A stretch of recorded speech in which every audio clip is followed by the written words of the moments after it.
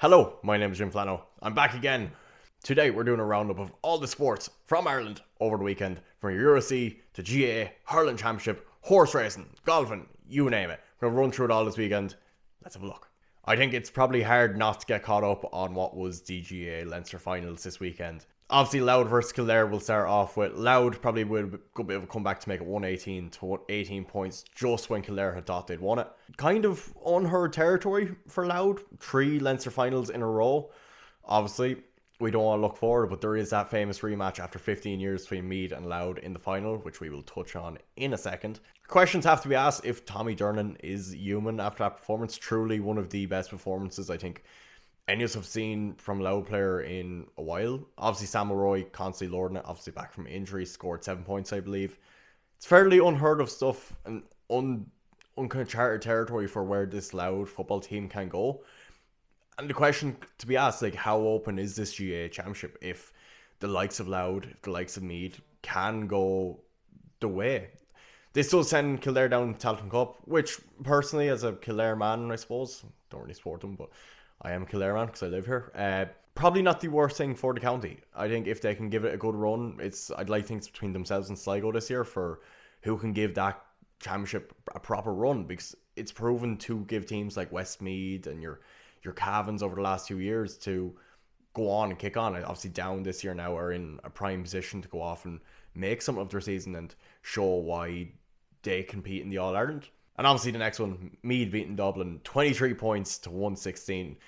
I think anyone that watched this game can appreciate like how genuinely special this game was, and you're kind of watching it and you're going, Meath are tipping away here. Meath are 5 points up, they're 6 points up. And just when you think that they're going to stop and Dublin might fight back, it never really happened. Obviously, it was in Portlaoise and there was a huge breeze coming down the pitch, and I think Tommy Rooney even touched on it, like, does this happen in Croke Park? Do Dublin let a lead like that go? The wind isn't going to happen there. There was a lot of controversy over should they be in Croker, and obviously this year they decided, no, we're not going to play these games. But they said, let's play this down in Portlaoise, send the Dubs down, send Meath down. And what a classic we got. In terms of where the game come from, you had lads kicking 2-pointers like they were 23-metre fucking frees. Owen Frayne, who, a minute man, it was absolutely exceptional. He'll probably absolutely hate me calling him a minute man, but I don't care. But it shows, and I hope that now this kicks on, because this is the most open championship I think that we've had in years.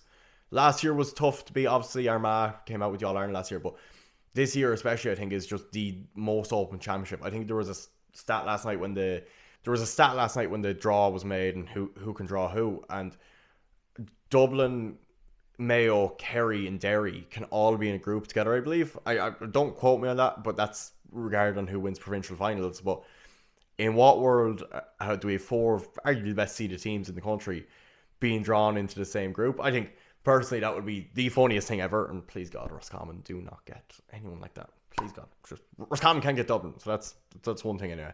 And obviously then this does set up the final that I think a lot of Meath and Louth fans have waited for. Obviously 15 years since the controversial goal, which, was it thrown, was it kicked over the line, was it? I won't comment. Will they get revenge? Who knows? But I think we're up for an absolutely unbelievable setting in Croke Park in 2 weeks' time. We'll touch on the Ulster Championship. The Ulster Championship, obviously, undoubtedly the greatest championship in Ireland. Armagh edged out Tyrone, what was just pure madness as always that comes to the Ulster Championship. Missed the game, unfortunately, but more just touching on it here. And Donegal obviously brushed aside Down, who look are in the All-Ireland series and should give it a good rattle provided the group that they get. Obviously, it's a lot to say, but we're now set up for Donegal and Armagh at Ulster final, which is incredible. I think that's kind of the final that everyone really wanted. Truly as tasty as Ulster finals come, and I think that it doesn't get better than that. We're switching codes now to Hurling. Cork and Tipperary. Obviously, Cork kind of mauled Tipperary in what was, let's say, a game. I personally think it was a game that was finished within the first minute and a half. Darren McCarthy getting sent off with a red card in the first minute. Very unlucky. As much as the act might have been as bad, I'd be surprised if he was the only man on the pitch that was at the likes. So to get a red card that early in the game and kind of know that you're immediately on the back foot is something that, to be honest, it's probably not something we wanted to see in this game, but nonetheless, that's sport. C'est la vie, it happens. And one would have to think that Waterford beating Clare on the other side of things. No Tony Kelly, no party. Unfortunately, it's kind of the way things have gone. We've once again, I think, in terms of GAA and hurling, I think that we're in an incredible spot at the moment. Like, in how open things are and who can win what and whoever's who. It is a powerful, powerful time to be alive. And of course, then switching to Leinster, grass is green, Kilkenny bet Antrim, X, Y, and Z. I don't have much else to say on that, to be honest with you. Now, moving over to URC, probably my expertise will say, as Leinster Stadium announcer, of course. I always have to get that in. Saying that, Leinster did lose to the Scarlets in, look, what was a bit of a rotated team. Scarlets, hats off to them, were absolutely incredible. One of probably the best performances we've seen by them all year. And they came out wanting to win. And a lot of things didn't go Leinster's way. Nothing that's not going to fix. Look, it's tough to look at that game in respect to what Leinster are trying to do when you have a Champions Cup semi-final this weekend. You can't imagine that there was the overemphasis on this game, and it's a tough game to lose, but once again, that is sport. James Culhane, Jamie Osborne and Dermot Mangan all try scorers. Big mention Dermot Mangan. Dermot Mangan is probably playing some of the best rugby out of any kind of lock in the country at the moment. A man who obviously got called into the Irish squad for the last 2 weeks of camp, I believe, in Six Nations. He's a big boy. Dermot Mangan is a big boy, and he's well able, and he's shown that he's well able to play in these big games. James Culhane, another man who's come to life there the last few weeks. He was obviously unbelievable against Ulster as well there 2 weeks ago, and a man who, once again, another man who's one of these 3D printed back rows that Leinster seem to produce out of nowhere. Truly just an absolute workhorse, an absolute animal. I'm telling you, Kildare is the new centre of Leinster Rugby. Sam Prendergast, Jamie Osborne, Dermot Mangan, Jimmy O'Brien, Keane Prendergast. There's definitely more who I don't remember, but I'm really trying to get this whole that Kildare is the new heart of Leinster Rugby going. It's not going to take off, but you can always try. And the stadium announcer as well is from Kildare. Just want to throw it out there. In other provinces, Munster were very unlucky to lose to Cardiff 26-21. Tries by Takir Abrams. I thought Jack Crowley was absolutely exceptional, to be fair. It's really just, it's probably a lot of what Munster have done this year shown in that game. Like, so unlucky, so tough to be able to deal with those kind of games and how you close out games like that. Munster have had a tough run, and I think with 2 rounds left, I think focus has to be making the top 8, because at the moment there's only one team that's guaranteed in the top 8, which is Leinster. And I think we're looking at huge problems in the URC if out of 4 provinces we only have 1 getting in. Obviously that's to say coming down from the IRFU maybe and internal problems, but in terms of the Irish Rugby plan, of what the Irish Rugby are trying to do, 1 out of 4 provinces in the URC quarterfinals is simply not good enough, and it's simply not enough. And real kind of checks need to be looked at what's gone wrong in those situations. And kind of same goes for Ulster. Ulster were awful unlucky against the Sharks. Jacob Stockdale was absolutely exceptional. Obviously assisted Nathan Doak's try, which was just one of the best assists you will see all year round. I'm sure you've seen it on Twitter, Instagram, TikTok, whatever social medias you use. Once again, that complicates their playoff places. Like, who, if we look at the table, Leinster first, Munster are 9th with 41 points, drawn with Benetton, who are also on 41. If we look at the table here, Munster are on 41 points, drawn with Benetton. Munster are 9th, Benetton are 8th. They're ahead on points difference. Or is it head to, definitely not points difference.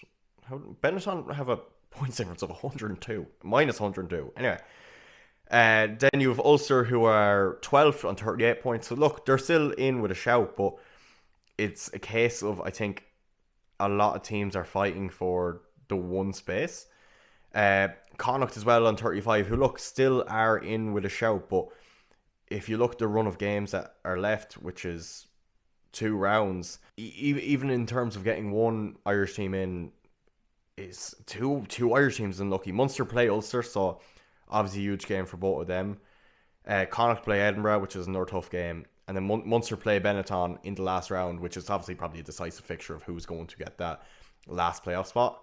But then, looking at that, you probably could have a Munster-Leinster quarter-final. Another one is Zebre and Connacht on the last day, and Ulster and Edinburgh. Edinburgh obviously flying it. Zebre going well as well.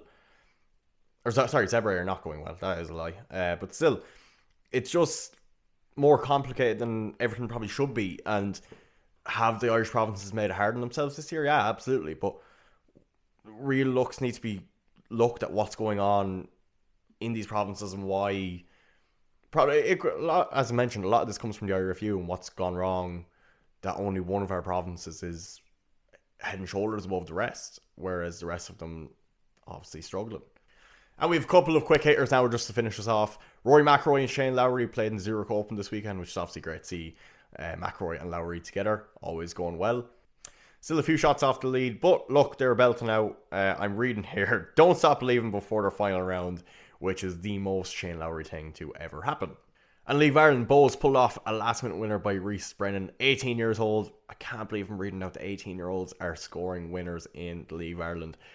But yes, to win the Dublin Derby, which is obviously insane. To score at 18 years old, scoring in the Dublin Derby must be the greatest feeling of all time.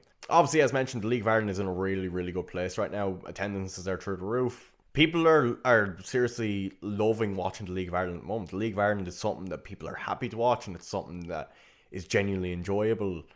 And obviously, people have talked about where can the League of Ireland go. I think right now is the time to get into the League of Ireland and get behind this league, because truly what we're watching here is unbelievable.